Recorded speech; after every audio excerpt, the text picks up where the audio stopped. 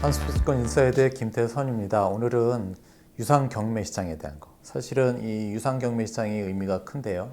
왜냐하면은 실질적으로 모자랄 경우에 유상 경매 시장을 통해서 배추권을 이제 확보해야 되는 그런 일이 벌어지거든요. 그래서 실제로 그 지난 계획 기간에는 유상 할당에 대한 포지션이 3%였는데 이번 3차 계획 기간부터는 10%로 늘어난 그런 상황이고요. 그리고 유상 할당이 되는 업종에 대한 것들도 예전보다 더 늘어났고, 그로 인해서 거기에 관련되어 있는 감축 대상 업체들 수도 더 늘어난 그런 상황입니다. 그래서 실질적으로 유상 할당을 통해서 형성된 그 경매 시장에 대한 가격은 우리가 이제 가격 시그널에 대한 것들, 오를지 내릴지에 대한 것들에 대한 어떤 가이던스라고 그럴까요? 그런 것들의 어떤 그 방향성에 대한 것들을 우리가 알 수 있는 그런 시장이기 때문에 의미가 크다라고 보시면 되겠고요. 그래서 앞으로 유상할당에 대한 것들이 가면 갈수록 의미 있게 좀 분석을 해야 되는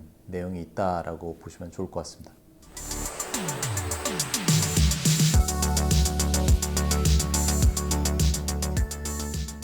지금 보시는 4페이지에는 그 유상할당 업체에 대한 선정 기준을 정리해 봤는데요. 보시면 그 교통하고 건설 업종에 대한 것들이 이제 새롭게 추가가 됐고요. 지난번에 62개 업종, 589개 업체에서 이번에는 69개 업종, 그리고 업체 수도 685개 업체로 확대가 됐다라는 것들이 이제 제 3차 계획 기간에 들어서 변화 중에 큰 어떤 변화가 될 것 같고요. 그리고 그 2차 계획 기간에서 처음 이제 유상할당이 이제 시작이 됐는데 2차 때에는 3%에서 3차 계획 기간에는 10%로 급격히 이제 증가했죠. 이 덕분에 해당되는 업체 수도 이제 많이 늘어날 수밖에 없는 그런 상황이죠. 그리고 여기서 지금 5페이지에서 중요하게 보셔야 될 거는, 그러면은 그 이 유상할당을 지정하는 데 있어서 어떤 지표를 가지고 지정했냐라는 그 기준이 중요한데요. 보시면은 무역 집약도 하고 비용 발생도 두 개의 곱한 값이 0.2%보다 큰 경우에 그 유상할당으로 해서 지정을 한다라는 얘기가 되겠죠. 그리고 지방자치단체나 학교, 병원, 뭐 대중교통에 대한 그 부분에 대해서는 100% 무상으로 할당한다라는 것들이 그 새롭게 그 어떤 기준을 마련해서 운영이 되고 있다라고 보시면 되겠습니다. 6페이지에는 저희가 이쪽 시장에 대해서 조금 그 보기 좋게 이렇게 정리를 해봤는데, 거래되는 상품은 KAU가 되겠고, 시장 참여자들은 유상할당 대상 업체, 앞 페이지에서 말씀드린 그 업체 선정 기준에 의해서 시장 참여자가 선정이 되겠고요. 그리고 낙찰 방식은 최저 거래 가격을 기준으로 한 단일 가격으로 해서 낙찰 가격이 정해지죠. 그래서 참여자들 중에서 여러 업체들이 쭉 쓴 것 중에서 제일 낮은 가격으로 낙찰 가격이 결정된다라는 것들이 이제 더치 가격에 대한 얘기가 되겠고, 이 부분은 저희가 뒷부분에서 또 설명드리도록 하겠습니다. 그리고 낙찰에 대한 기준은 총 응찰 수량이 총 입찰 수량보다 큰 경우에는 최저 응찰가로 하고, 반대인 경우에는 낙찰 하한가로 해서 그 낙찰 기준이 설정된다라고 보시면 좋을 것 같습니다. 그리고 최고하고 최저에 대해서는 응찰 가격에 대해서는 제한이 없다라는 것 하고요. 낙찰 하한가에 대한 기준은 있는데 이 부분에 대해서는 공개를 안 한다라는 것들이 원칙적으로 되어 있습니다.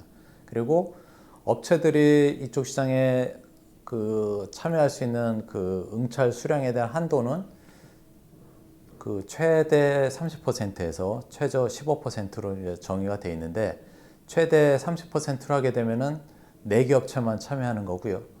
한도를 15%로 좀 완화하면 7개 업체가 경매시장을 참여해서 응찰될 물량을 다 낚아채갈 수 있는 그 하한이 정해져 있다라고 보시면 좋을 것 같습니다.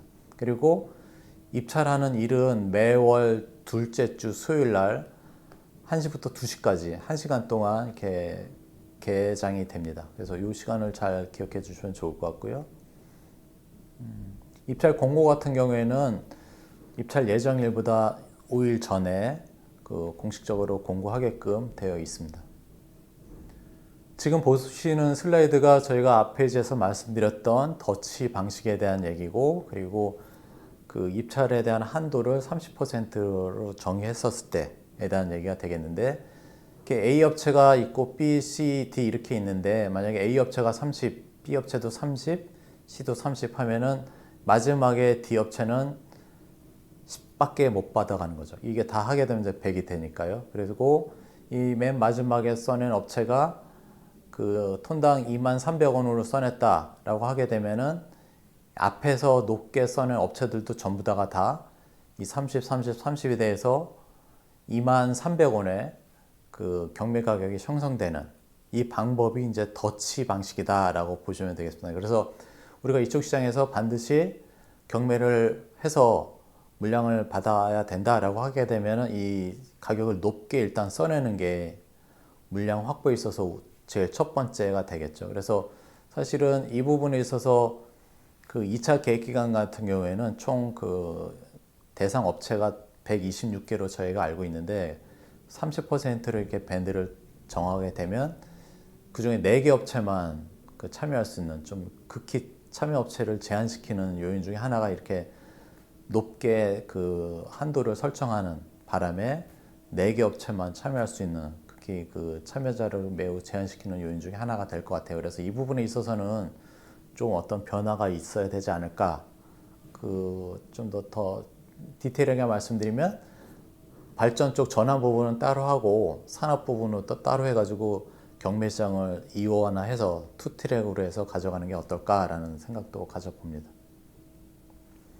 지금 보시는 슬라이드는 그 경매 시장 2019년 1월 20일 날 첫 번째 경매가 이제 시작을 했는데 그때부터 지금까지에 대한 그 가격하고 그 응찰에 대한 비율 것들을 이제 쭉 보여주고 있습니다. 이 중간에 있는 거는 그 코비드 사건 때문에 그 추가적인 그 공급을 안 했던 경매를 통해서 공급을 안 했던 그런 그 월이 있었습니다. 그래서 그 2월 달부터 그 2, 3, 4, 5월인가요? 그때까지 이제 올해 그 부분에 있어서는 이제 시장을 개설 안 했던 그 요인으로 인해서 이 데이터가 없는 거죠.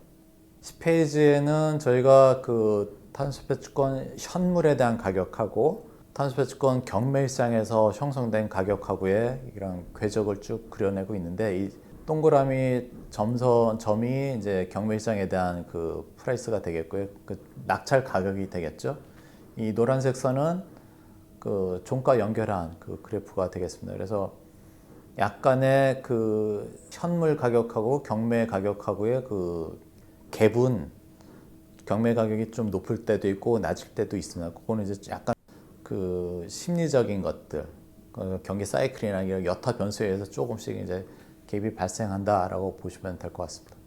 그리고 요 오른편에 있는 그래프는 그 유찰 물량하고 응찰된 물량을 따로 이제 뽑아냈는데 어쨌든 그 코비드 이벤트 터지면서 유찰된 물량들, 이 노란색 선들이 이제 유찰된 그러니까 공급을 해줌에도 불구하고 업체들이 그 부분만큼 다 매집을 안 했고 남아있던 유찰된 비율에 대한 그 움직임을 보이고 있는데 가면 갈수록 유찰에 대한 비중이 낮아지고 있다. 즉 배추권에 대한 매수세가 점진적으로 이제 개선되고 있다라고 보시면 좋을 것 같습니다.